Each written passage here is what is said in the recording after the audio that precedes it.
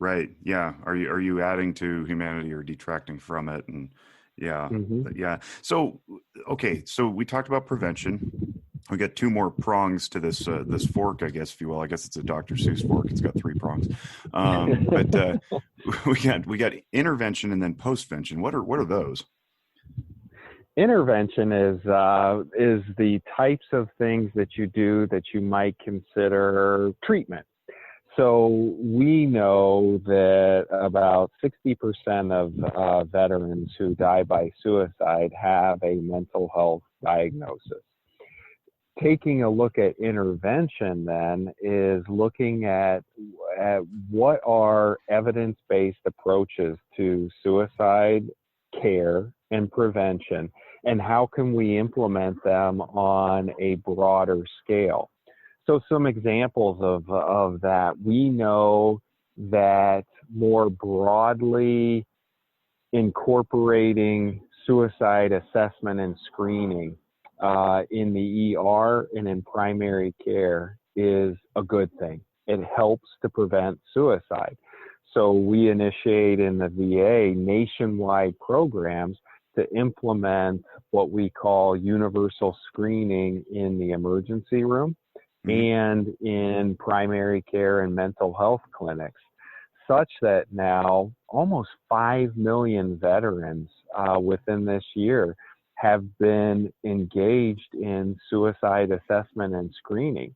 That's 5 million veterans that we've had the opportunity to say, suicide, where are you at with it? How are you doing? What can we do to help and support you? And opening that conversation in a structured setting for each of those veterans. I like to think that out of 5 million, numerous hundreds of deaths have been averted because of the conversations that have been opened. We know certain treatments, certain therapies, kind of getting into your milieu, Jake. Certain therapies are effective. Cognitive behavioral therapy for suicide prevention, it's effective, especially for those who have recently attempted suicide. So what do we need to do to make that more available and increase access to that type of intervention across the nation for veterans? So those are really the issues that the intervention prong gets at. Are you finding great cooperation in the medical community? I guess where that question arises is historically, I think doctors, almost like teachers, resist having one more thing tossed onto their plate. We don't need another screening. We don't need to, like, I've got a busy enough job as it is. And I'm wondering if there's, an excitement or maybe a resistance to that type of integration.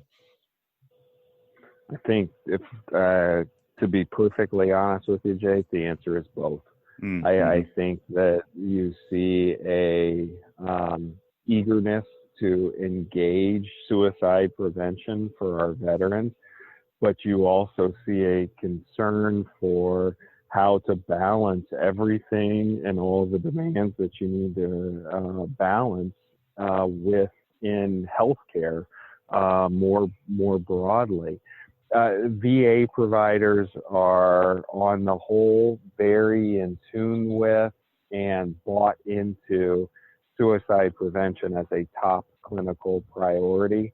We are seeing that adherence to certain policies, such as safety planning in the ER, such as universal screening when it presents, they're adhering to it. They're doing it, and they're doing it well. So that's a good sign to me. That's awesome. I guess I'm reminded of something. I think I'm attributing it to you correctly, but at that conference, did you make reference to the notion that you wrestle with the idea that suicide is preventable? Mm. Yeah, I did. And thanks for giving me the opportunity to explain that a little bit more. I think one of the myths about suicide and suicide prevention is that if someone's determined you really can't stop them. They're going to do what they're going to do. Right. And what we learn from the research is that's not true. Suicide is preventable. There's meaningful things you can do at the clinical level. There's meaningful things you can do at the peer level.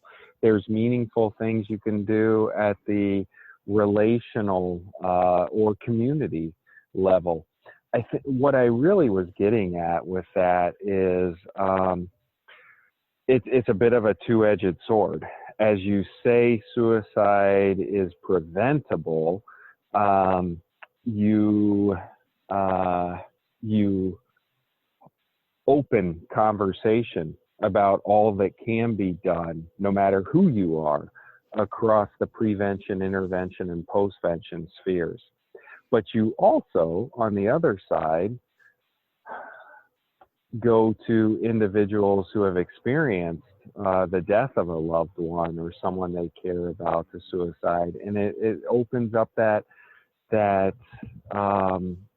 struggle, that wrestling match with blame, with responsibility, with what did I miss. Mm-hmm. And that aspect of it, Jake, is where I think postvention and the postvention prong is so important.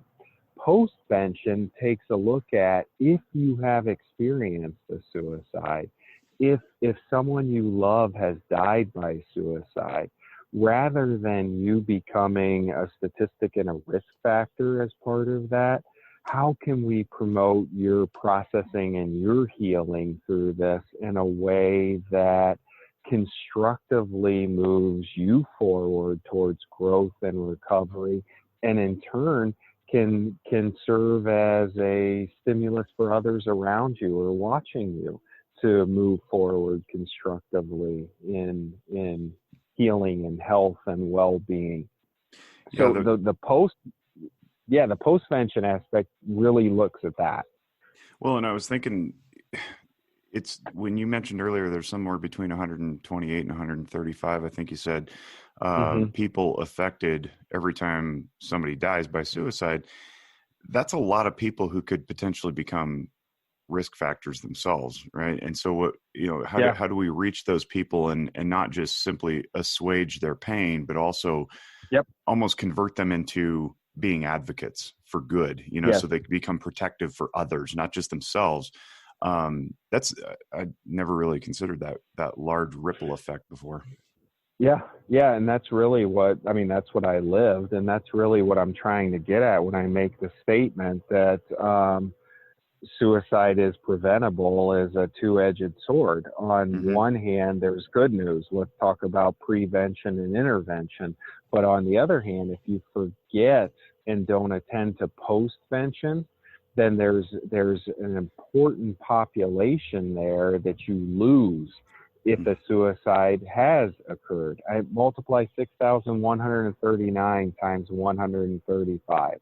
Yeah. And think about the number of people that were impacted by those veteran suicides in 2017. And if you don't address the postvention aspect of things, then that's a problem from our perspective in suicide prevention.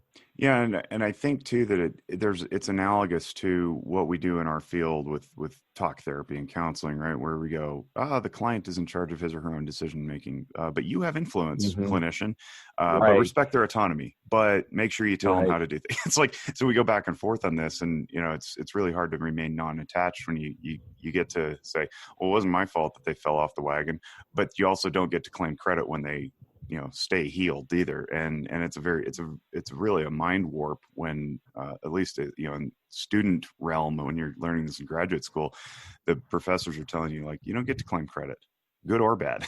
Well, what am I doing here then? I could just be a bartender. But it's very analogous to that, I think. Yeah, I think that's a great, trying to get that messaging out to the public is even harder because they didn't sign on for any of this kind of stuff, as opposed to, going through graduate school for it. And so when we crossed over at that conference, it was, as to my understanding or my recollection, it was the first time that VA had openly and willfully embraced firearm suicides. And you can correct me if I'm wrong on that, but my understanding was that was like, it was kind of a taboo subject for a long time in the broader federal government pantheon. And this is the first time they went wading into that realm. And I do want to touch on this because I think it's a critical component, because like you said, 70% of veteran deaths are by firearm, suicide deaths are by firearm. And we know that about 90% of the time firearm suicide attempts are completed. So it's a big deal. And as you mentioned, firearm sales are through the roof right now. I attended a thing that you did yesterday online, and Joe Bartozzi, who is the head of the National Shooting Sports Foundation, he shared some information. He said in the first quarter of 2020, there were approximately 2.5 million new gun owners. And that, of course, is during time of pandemic. Lots of things are closed down, and we can reasonably presume that many of those people didn't get training on those firearms. So safe storage is an issue, access is an issue, and it's not just the owners, it's the children who live in the homes of the owners and that kind of thing. You know that I work with Walk the Talk America. Our whole mission is suicide prevention in the firearms community, trying to bring firearms culture and mental health cultures together, so that we're not, standing across this self-imposed chasm, blame shifting whenever tragedy happens. Help the audience understand what VA is doing and what you're learning along the way that may be new and interesting with regard to firearm suicide, and how you're balancing those two seemingly juxtaposed issues. I think you did a great job of reminding us and highlighting the relationship that does exist between firearms and suicide. And it's not just veterans. So veterans, we've talked about as 70%. Now you look at the U.S. population, it's about 49, 50%. It's the leading cause of suicide death. It's the leading means, if you will. And that is because of its lethality, likely. I think one of the biggest things that we've tried to do with going from those facts to then, okay, so how do we engage this issue constructively, is to discern and communicate the difference between two really important words. One word is restriction and one word is safety. So lethal means restriction, and in particular firearms, may take a look at that which we can do to restrict availability of firearms, to restrict access to firearms broadly. Whereas safety says, we're not going to get into the restriction debate and arguments. We're going to leave that for other subject matter experts and sectors of the population. But what we do need to talk about is safety. When it comes to safety, the key points are time and space. We know that, because of the window I talked about previously, with that brief period in time, right, that if there is time and space between 3 points, between the person, between the firearm, and between ammunition, that can save a life during those 60-minute points in time. That does save a life. So in what mechanisms can we implement that help to provide people time and space so that lives are saved? And then that's where the conversations and the programs about safe storage, about safe handling come into play. And we found that as we do this, this actually has really important implications to the family as a whole, beyond veterans. It saves children, teenagers, family members' lives. We know that suicide has become the second leading cause of death for age group as low as 10. And when we implement lethal means safety, it helps to save their lives as well. So there's some dual purposes there. So that's how we're tackling and approaching the issue. Lethal means safety.